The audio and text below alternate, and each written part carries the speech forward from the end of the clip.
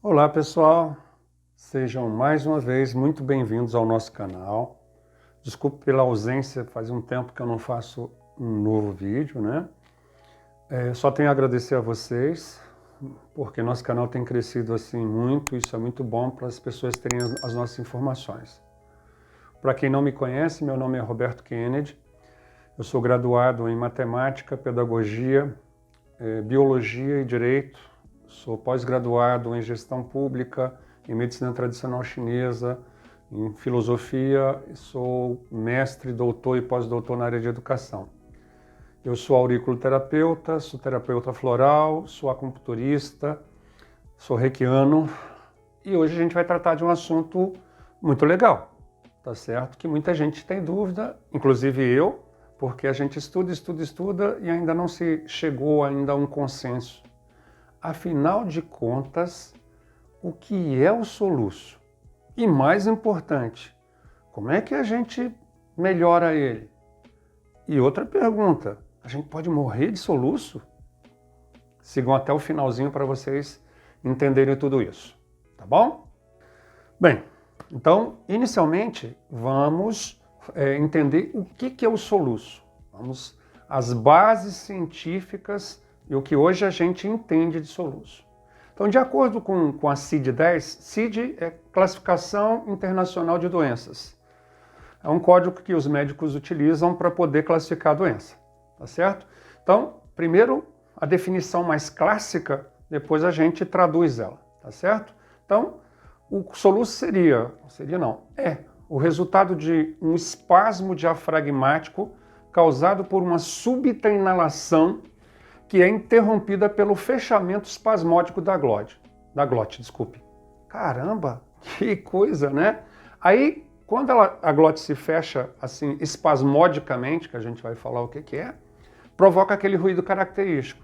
Por quê? Porque ocorre uma vibração das nossas cordas vocais que é próxima da glote. Traduzindo, primeiro vamos entender o que é glote, tá certo? E o que é diafragma, para vocês poderem entender como funciona, e depois a gente vai dar uma diquinha de auriculoterapia para a gente parar com o soluço, ok? Então vocês devem visualizar aí, né, na tela, a glote, na verdade, ela é o orifício superior da laringe. Então a gente tem a laringe, ela fica mais ou menos nessa posição aqui, a laringe. O orifício superior, a gente vai ter a glote, que é uma membrana que abre e fecha justamente quando a gente vai ingerir alguma coisa. Por quê? Porque a laringe fica muito próxima, vocês também vão ver aí, a laringe fica muito próxima do esôfago. Então, quando a gente está comendo, se a comida não for para o esôfago, for para a laringe, a gente pode morrer asfixiado. Por isso que às vezes a gente tosse, né? Essa tosse é para eliminar, para limpar as nossas vias aéreas superiores, seja líquido, seja sólido.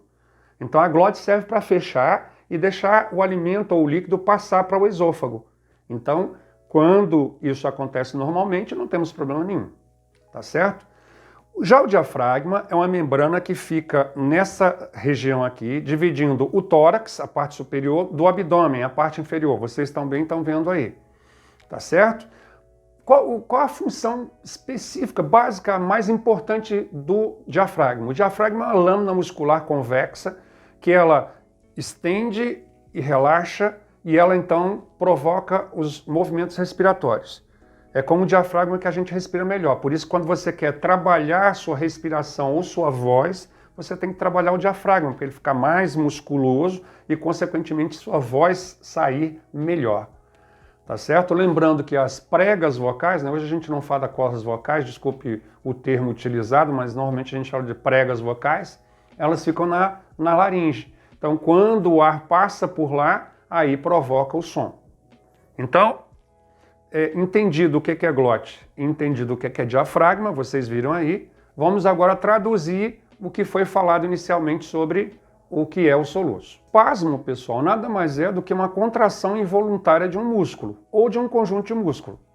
Então, devido a uma situação qualquer, vou dar um exemplo, frio, por exemplo, acontece muito, quando você está em ambientes muito frios, seus músculos contraem de uma forma involuntária, o diafragma é um deles, e músculos próximos à glote faz isso, Então, quando se fecha espasmodicamente, ou seja, involuntariamente, que você não controla, aí você tem aquele som característico porque a glote, como fica próximo das pregas vocais, quando ela fecha subitamente, ela puxa as cordas vocais e faz... Isso, então, é o soluço. Então, dois componentes principais, então, do soluço, a glote e o diafragma, para vocês entenderem depois como as possíveis soluções para a gente interromper o soluço, ok? Bem, as causas do soluço. Pessoal, não existe um consenso, até porque não é uma causa só, são várias as causas do soluço, que podem ocasionar o soluço. Por exemplo, uma das coisas mais comuns, você pode ter alguma desregulação cerebral devido a uma mudança brusca de temperatura, e aí você faz com que esses músculos próximos ao diafragma, músculos próximos à glote, então eles se movimentem involuntariamente, ou seja, tenham espasmos. Esse espasmo pode provocar o soluço. Esse desequilíbrio cerebral, além da temperatura, podem ser problemas emocionais. E às vezes, quando você menos espera, está com soluço. O frio normalmente é o que mais ocorre, mas não é só ele não. O estômago, pessoal, também como vocês podem visualizar, o estômago fica logo abaixo do diafragma. Quando a gente come em excesso, a tendência também a ter soluço. Ou come muito rápido, ou bebe muito rápido, ou bebe muito. Isso pode estender o estômago e então provocar esses espasmos no diafragma e, consequentemente, o soluço. Então, outras coisas, o cigarro, pelo fato de estar relacionado com a puxada e saída de ar, isso pode provocar movimentos espasmódicos no diafragma, soluço. Bebidas gasosas, as bebidas gasosas, a mesma coisa, pode provocar os espasmos. A bebida alcoólica, porque a função cerebral fica desregulada e ela também pode provocar espasmos. Ou seja, você tem uma série de causas do soluço. E existem algumas que devem ser estudadas, porque são mais raras, são mais complexas, que a pessoa fica soluçando o dia todo. Tem que se tomar muito cuidado com isso. A gente vai falar sobre posso morrer de soluço? Bem, pessoal, algumas alertinhas, né, para a gente ficar bem atento, né? O soluço persistente, o soluço é o seguinte, a princípio ele vai acabar sozinho. Você utilizando as suas técnicas, dando pulinho, prendendo a respiração, tomando água, que a gente vai falar que tem alguma eficácia, tá certo? Mas ele vai parar sozinho, os soluços normais. Aquele soluço persistente tem que se tomar cuidado, que pode ser causa de outras doenças mais sérias. Por exemplo, um acidente vascular cerebral, tá certo? Um tumor ou algo na região do cérebro, daí se procurar um especialista, tá certo? Então, uma esclerose múltipla pode ser decorrente de você estar soluçando constantemente na área da coluna, algum problema nos músculos diafragmáticos, músculos torácicos, então deve-se procurar um médico se esse soluço for persistente.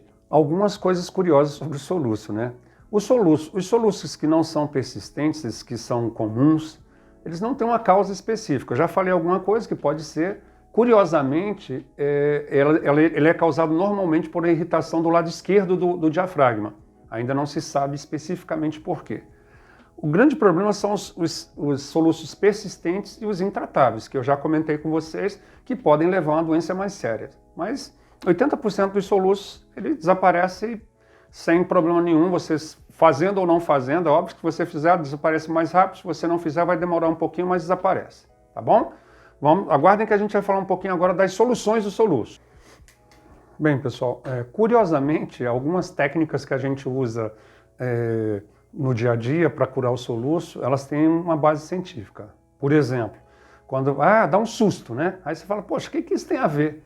Tem a ver, porque quando você dá um susto, o principal hormônio que é liberado quando você tem um susto chama-se adrenalina.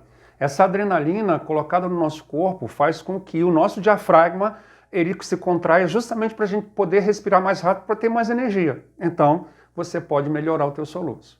Outra coisa é quando a gente prende a respiração. Não sei se vocês já fizeram isso. Prende a respiração. Se você prender a respiração, o nível de gás carbônico aumenta, fazendo com que o teu cérebro o bulbo, né, emita uma mensagem para o teu diafragma se contrair. E aí você respira mais rápido e controla. Outra coisa em relação a você tomar água gelada, né? Ah, toma uma aguinha gelada, ela melhora também. Por quê? Porque a diminuição da temperatura nessa região faz com que o teu nervo vago, que ele enerva desde a garganta até o estômago, ele mande uma mensagem para o diafragma para ele se contrair. Aí melhora também. É curioso, né? Essas coisas que nossa avó, nossa mãe passa com bases científicas, né? Bem, agora vamos para umas mais curiosas, né? Que é bem assim. Eu não sei se vocês já tentaram fazer ou se já escutaram, né? Se você abraçar os joelhos, apertar, melhora. Tomar água gelada, melhora. Chupar gelo, melhora.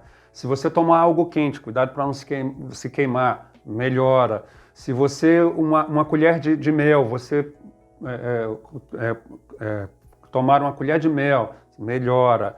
E tem uma série de outras coisinhas, chupar limão, respirar dentro de um saco, você consegue melhorar. Tudo isso faz com que você controle a nossa respiração e o diafragma então volte a melhorar. Espero que vocês tenham gostado. Por gentileza, divulguem, espalhem, assinem o nosso canal, deixem o sininho acionado, deixem os comentários, dê like, porque isso faz com que a visualização do nosso curso vá lá para cima, do nosso canal vá lá para cima e essas mensagens que são boas cheguem a todas as pessoas. Muito obrigado, fiquem com Deus. Namastê.